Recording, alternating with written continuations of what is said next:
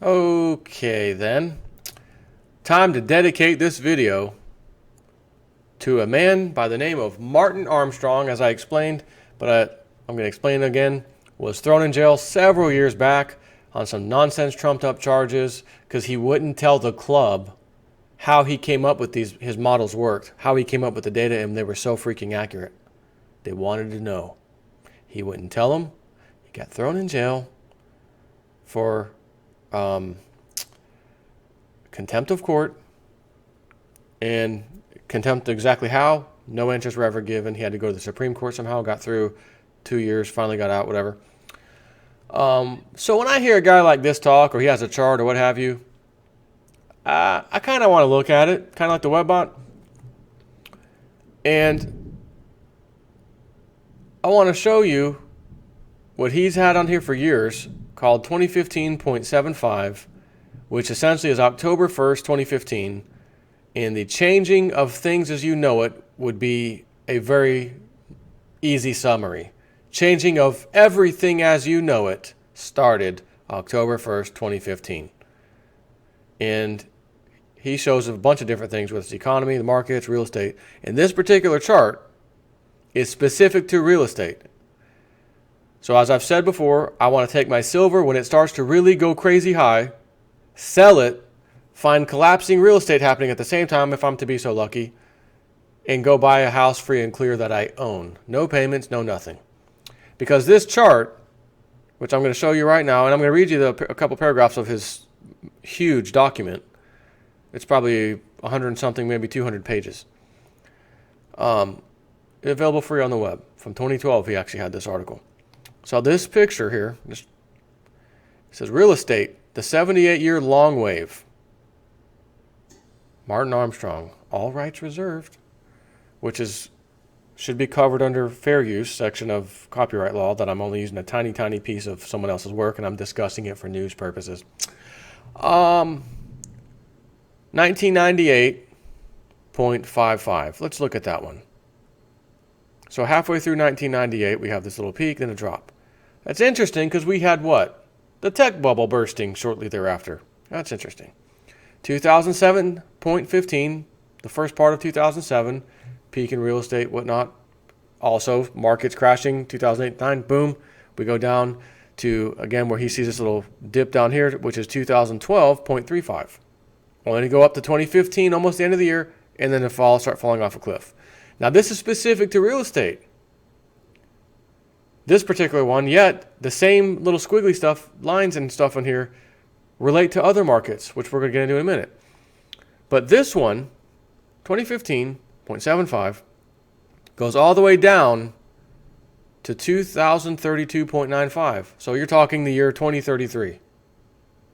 2015, we'll just call it 2016 because it just started, to 2032. We are talking 16 years. It's almost 17, roughly 17 years of real estate going down and down and down, problems, problems, and problems. That does not sound like an economic recovery. If you're asking me, someone here is peddling some serious fiction.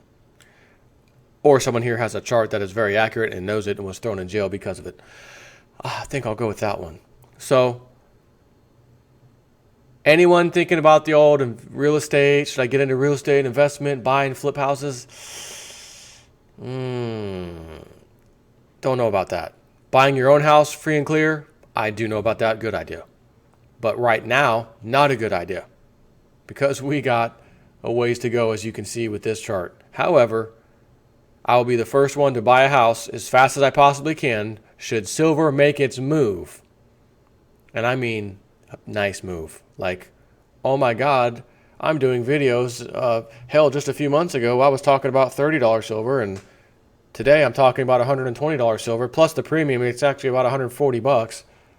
I'm talking about those days where I decide what is real estate at right now. As Cliff High said in his Webbot reports, high-end real estate will be collapsing first, then normal real estate will be collapsing afterwards. And that is actually happening.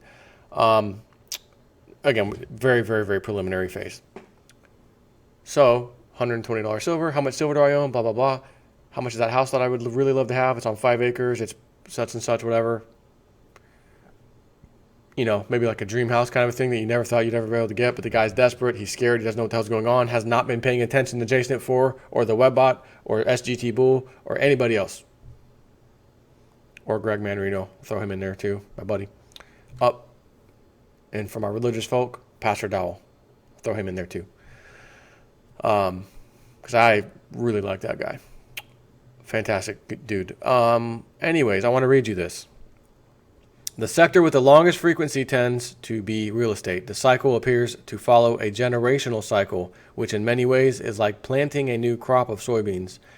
The period between planting is a generation rather than planetary seasons. Therefore, the trading timing models are independent for each marker or sector, reflecting the uncorrelated results. Real estate is above all other markets the largest asset class, where the stock market, gold, commodities, and even bonds are interesting investments. They are by far, lightning strike right outside. Interesting investments, they are by far still the minority insofar as participants. There is just no market that draws itself more people than real estate. At the peak of 2007, the mortgage market stood at $9.5 trillion.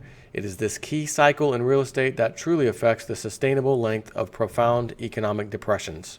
This cycle breaks down as a harmonic or a derivative of the economic confidence model, or ECM, since it is composed of a broader period of time with a duration in total of 78 years, which is 6 times 13, he says.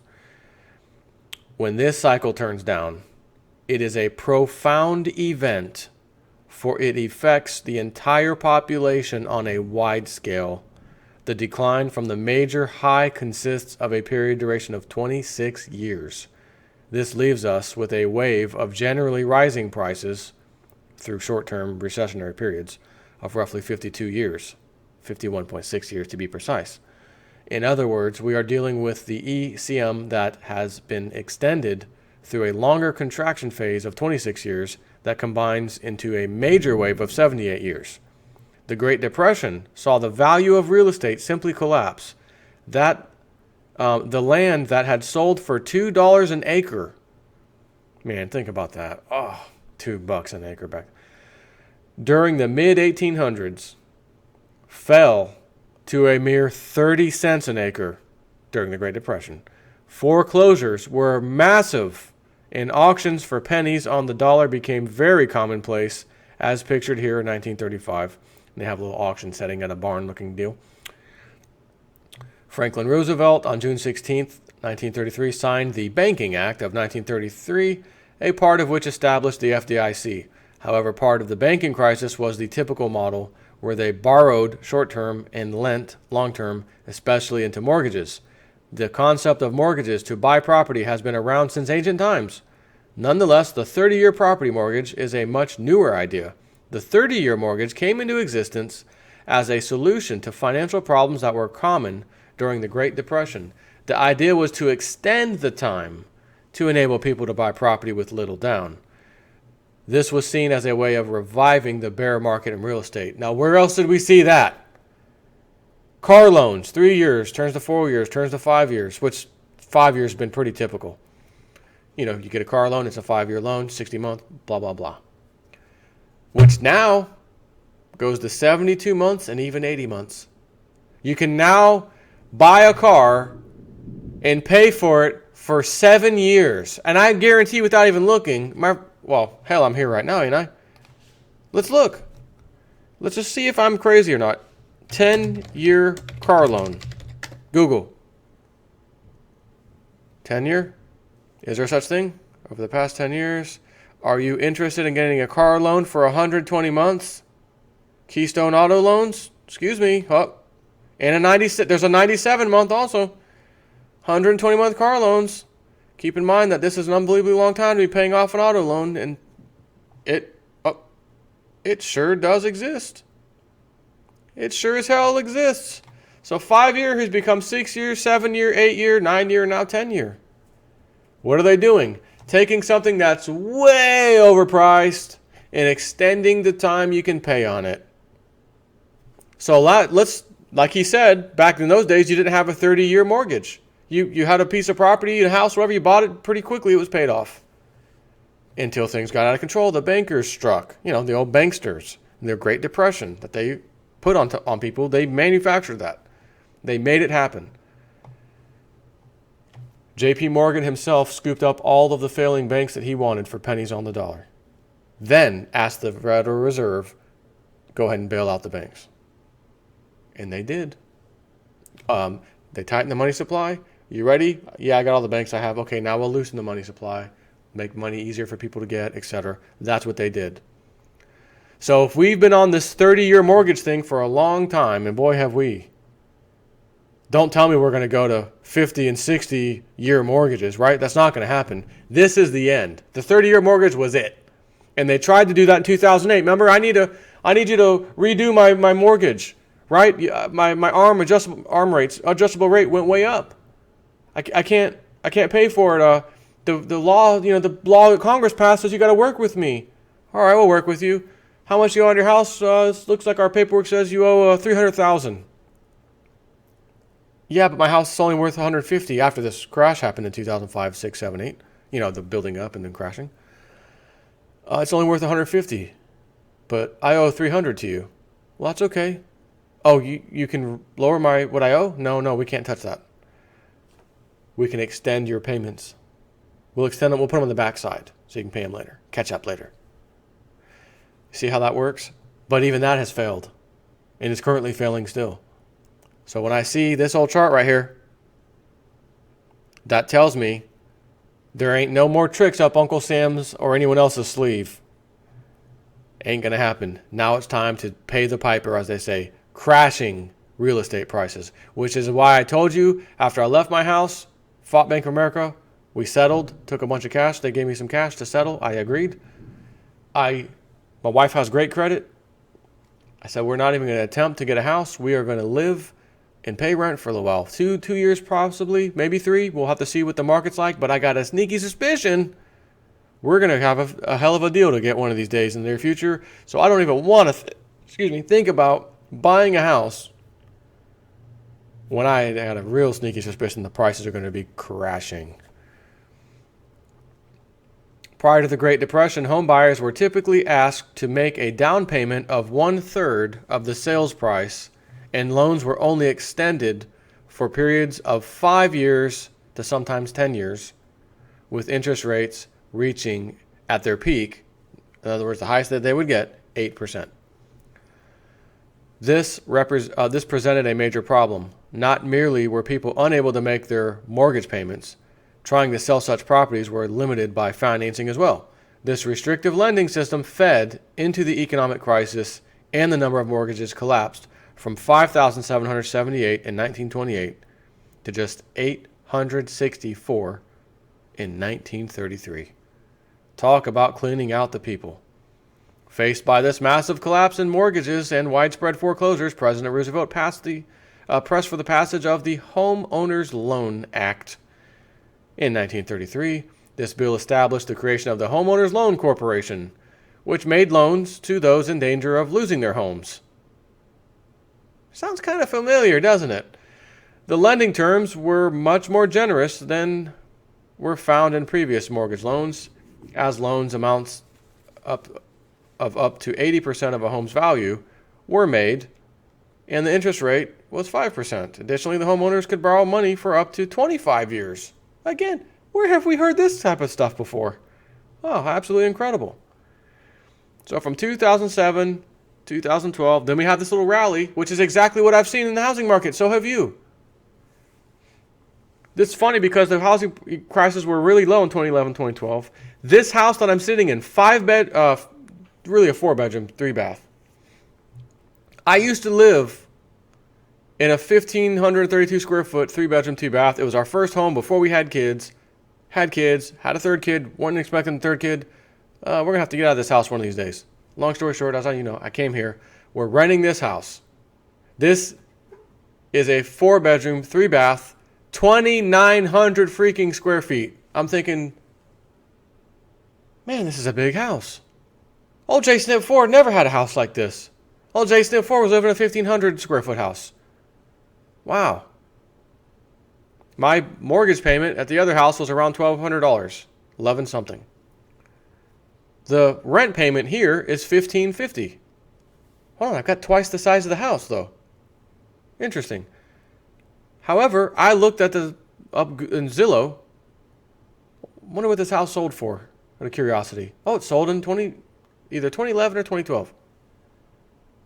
Wow, this house sold for like $125,000. Are you kidding me? 2,900 square foot house, built in 2005 for God's sakes, at the peak. Sold for $125,000. Nah, that's not right. Sure enough, there's it right in front of my face. That was during let me put the chart back on, the 2012.35. And then it went back up. So now the values have risen again. Oh, they haven't gained what they used to be, we're told, but they're back up. It's not too awfully bad out there. Real estate's on a rebound. Real estate was on a rebound. And now it's not. And it's going to commence its epic 16-year collapse. Thank you. I'm going to pause this because I want to find out where his other chart was and talk about that for a minute in a different subject matter than real estate. All right, as far as that document is concerned, it's quite large. I just briefly try to run through it. I think I'm going to stop with that document. I will still post a link to it so you can read it in full. It's the amount of data this man has and is sharing with you in charts and screenshots of stuff, and it's absolutely incredible.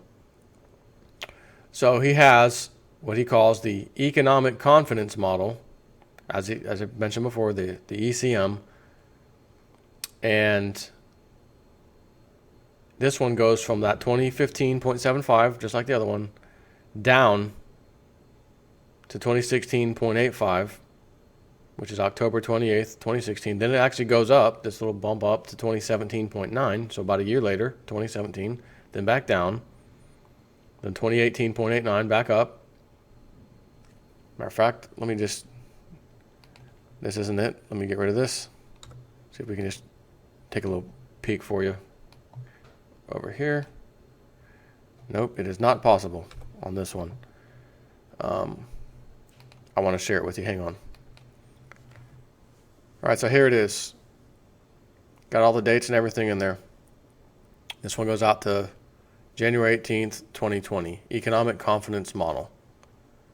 And you can see that one from 2018 to 2020 is a pretty long and downward leg. However, as you can see from over here, 2015.75, it's a downward step pattern anyways. So even though there's little blips up, the general formation here is down.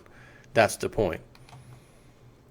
And he says, we warned that 2015.75, which again, October 1st, 2015, was the turning point to start the Big Bang. As we now have entered the down wave of the economic confidence model, things will begin to heat up. I have warned that our current crisis in 2016, which he posted this January 7th, 2016, has been created by the total mismanagement of government by politicians.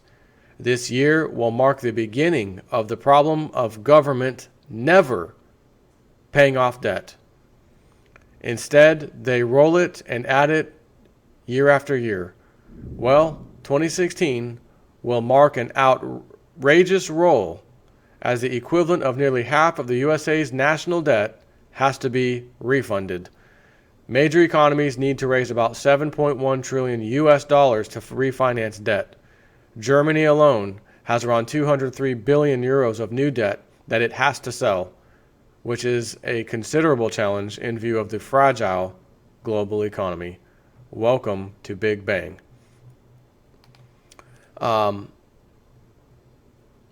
So he has another post from September 14th, 2015. This is right before that old 2015.75, where he says it is very interesting to see that we have a lot of things emerging for our turning point on September 30th, October 1st.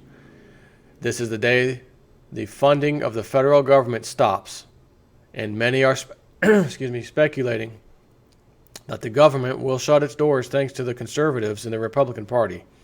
Given the fact that the debate will also involve Planned Parenthood and abortion, we may see this religious aspect create the real resistance to raise the debt ceiling. Therefore, there is an actual risk that we may see the government shut down, and this could actually be the catalyst to drawing the attention to the entire problem with government debt.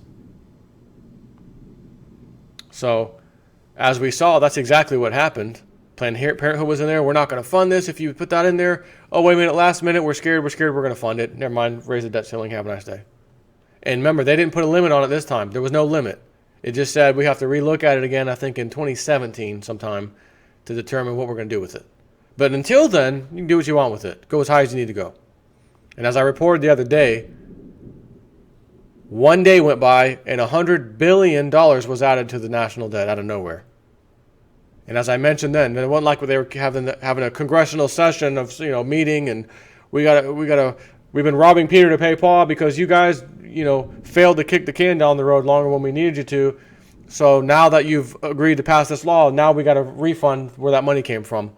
The old story we always got. No, there was none of that. I just noticed the national debt went up $100 billion. Wow. Absolutely incredible. So I'm going to read you this one little tiny thing here that he said. This was posted September 26, 2015. So this is a little bit later that month. And he has a picture of himself from the 1985 World Economic Conference. Back in 1985, we warned that the sovereign debt crisis would emerge on 2015.75. How was 2015.75 forecast so far back? This is pi, 1.4 years into this private wave, which began on 1985.65. Economic collapse model, defining the global business cycle. Outlook, 1998, collapse of Russia. 1999, low gold and oil. 2000, technology bubble. 2002, bottom U.S. share market. 2007, real estate bubble, oil hits 100. 2009, start of sovereign debt crisis. 2011 to 15, Japan economic decline. Euro begins to crack due to debt crisis. 2015.75, sovereign debt big bang. Is that not what we're seeing? Italy, we need to borrow 150 billion. Deutsche Bank, we need all of us to share the 150 billion. Japan, bringing Ben Bernanke back over from the dead, like, hey, help me over here. I did what you said and I'm in trouble. Can you come over and chat with us? Ben Bernanke flies over there the other day. What's the solution? Probably helicopter money for everybody. At the 1998 World Economic Conference, we put out this slide listing the sequence of events. People often wonder how we make accurate long-term forecasts. Such forecasts are only possible with a vast database. So for all those who are trying to copy our forecast, the real question is, how will you do this without data? So what I just read you, he gave out in 1998. Let me read it to you again. 1998, collapse of Russia. 1999, low gold and oil. 2000, technology bubble. And he has in quotes, like the railroads in 1907. 2002, bottom U.S. share market. 2007, real estate bubble. Oil hits $100. That's interesting because in 2008, oil hit $150. 2009, start of sovereign debt crisis. 2011 to 15, and keep in mind, when did we get all these laws passed? Right around 2009, TARP funds, $800 billion, backdoor bailout from the Federal Reserve to the overseas banks and our local banks to the tune of trillions. The Federal Reserve now has a $4.5 trillion balance sheet approximately. He says the start of sovereign debt crisis, 2009. 2011 to 15, Japan economic decline. Cha-ching, check mark. And euro begins to crack due to debt crisis. Big check. And finally, 2015.75, sovereign debt big bang. I have to tell you, this guy is truly remarkable with this stuff. The revelation in forecasting is opposite of what most people assume. They think it is impossible to forecast the long term and assume the short term can be forecast by monitoring fundamental events. The truth is quite shocking. Forecasting the long-term trends it tends to be much easier than forecasting where the Dow will close tomorrow. Why? The short term is just noise, yet it gets everyone wound up. Every $20 rally in gold brings out the charlatans claiming that it's time, this time is it. In reality, the trend cannot be manipulated or changed, even by government. For the collective forces of the free market will always win. Even Paul Volcker, former chairman of the Fed, put out his, quote, rediscovery of the business cycle, end quote, stating that the era of new economics, Marxist Keynesianism, which claimed government could eliminate recessions and the business cycle, has failed. For well over a century, and this is from Arthur F. Burns, Federal Reserve Chairman, 1970 to 78, for well over a century, business cycles have run an unceasing round. They have persisted through vast economic and social changes. They have withstood countless experiments in industry, agriculture, banking, industrial relations, and public policy. They have confounded forecasters without number, belayed repeated prophecies of a new era of prosperity, and outlived repeated forebodings of chronic depressions. So he says, then there was Arthur Burns, the Fed chairman, I just talked about, presided over the birth of the floating exchange rate monetary system in 71, the same year we got off the gold standard. He too wrote that the business cycle was really invictus, or invincible. Despite those behind the curtain admitting that the free market always wins, the press, academics in general, and government constantly claim that there is no cycle and you cannot forecast the future. Then they immediately forecast strong economic growth the following year. So, why does the establishment, such as government, academics, and the press, claim it to be impossible when this is not the case? Even Volcker stated the business cycle was about 8 years. The plain and simple truth is that they do not want you to think there is a business cycle, because then you will not need them. All they attempt to do is manipulate the people to defeat the business cycle, which nobody has ever accomplished, by the way. He says, well, 2015.75 is next week. Again, this was from September of last year. Long-term forecasts are far more accurate than short-term because you cannot defeat the trend no matter what you do. It's just time. You cannot make up such forecasts with personal opinion. It takes a database. You can only see the trend by correlating everything that moves. One Asian government understands this perhaps better than the West and offered $500 million for a copy of what we have, his model. When we say we have the largest database, it's no joke. Debt has always been the great destroyer. It has toppled every empire known to history. We have compiled debt. In other words, he's the database. We have compiled debt along with currency movements back into ancient times and cataloged ancient financial panics, as well as the case in Athens, Greece, back in 354 BC. The chart above is of the Venetian Empire based on the gold ducat that lasted also hundreds of years. Gold did not prevent its demise either. We tracked debt and interest rates from the core to the peripheral economies to understand capital concentration. When capital concentrates, interest rates decline in that region. This demonstrates how the financial capital of the world migrates with time. We have used the coinage to determine money supply. Since coin dies were hand-carved, each is unique. Experimenting with modern dies by having someone strike coins with a hammer to see how many can be produced before a die will break gives us an average. Then cataloging all the known dies results in the money supply. We have mapped everything from the birth of coinage during the 7th century BC on through Greece, Rome, and the Byzantium. When the fall of Byzantium, or with it, I should say, the financial capital shifted to India as a region. India was not a unified country, but city-states that also engaged in conquest and warfare. Just how do these people, pretending to be forecasting a great crash, arrive at such an opinion without a database? They do not understand what we are forecasting and are incapable of projecting even the turning points from a gut opinion perspective. We have assembled imitation Roman coinage from the outer trading partners. We see Roman coins imitated in India back to the earliest part of the imperial era. Yet the history of Rome that claimed to rule the world stood at the opposite end of the world from the strikingly similar Han Dynasty from 206 BC to 220 AD in China, which also claimed to have ruled the world. There is the history book for Tang Dynasty in China, covering the period 618 to 907 AD. The text mentions 17 times what appears to be the Roman Empire and describes an envoy that's sent by the Roman Emperor to China.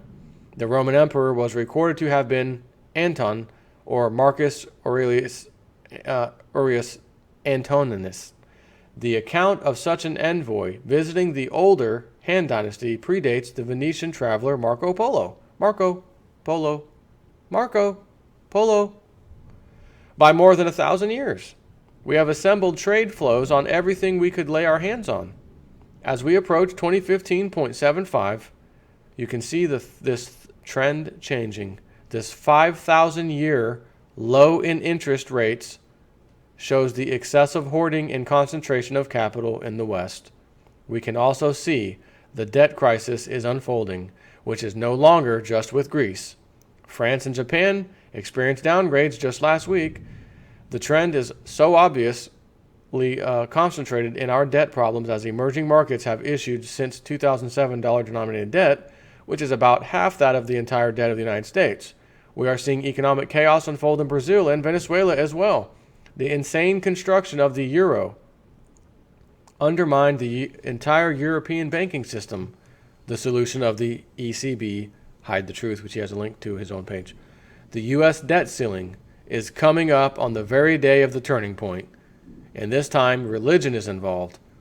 This led to the resignation of Boehner, for he has deliberately funded efforts to defeat anyone within the Republican Party who stood for fiscal conservatism.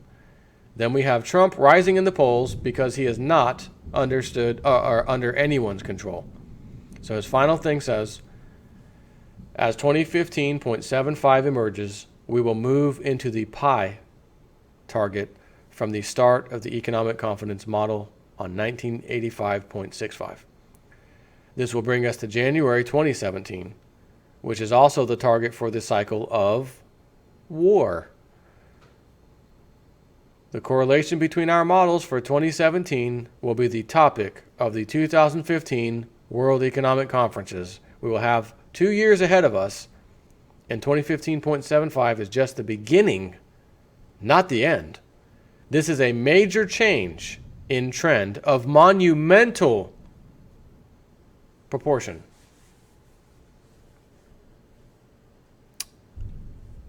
I'm going to link all these pages that I just read you. This is one of those videos you may want to hang on to or find a way to download, that kind of thing. You may want to hang on and maybe just email somebody a link, one of your friends or someone who needs to know this kind of stuff. Here's a video you may want to check out. This guy's got some serious background history of being correct. Not referring to me, referring to the stuff that I read like this, which in turn makes me right. But I'm not trying to be right. I'm trying to inform people. I'm just trying to inform people of what to pay attention to and what's coming.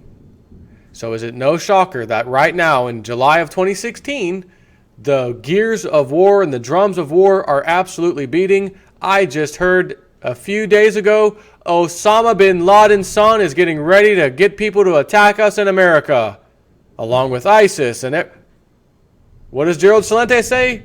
When they have nothing else left, they take you to war. When the economic nonsense they've been spewing, they know they can't do it anymore and it's going to crash, they take you to war.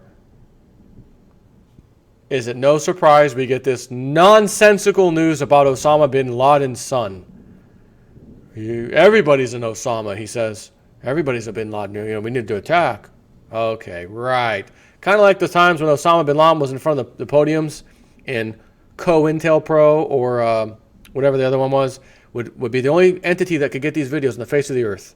More powerful than our own CIA, FBI, Department of Defense. A privately owned little tiny company could get these videos, including the recent beheading videos from a year or two ago. Remember those? James Foley, and they cut the head, the neck, and nothing happens, and they fade to black. Same entity. Here you go. We found these on the radical site. Radical Islamist site. Here you go. For your Western viewing consumption. It's nonsense. But it does say what he's saying here. This 2017 mark is the war cycle of war coming. It's in here. It's in the data. He's saying cycle of war. Get ready for it. Absolutely incredible. Take care.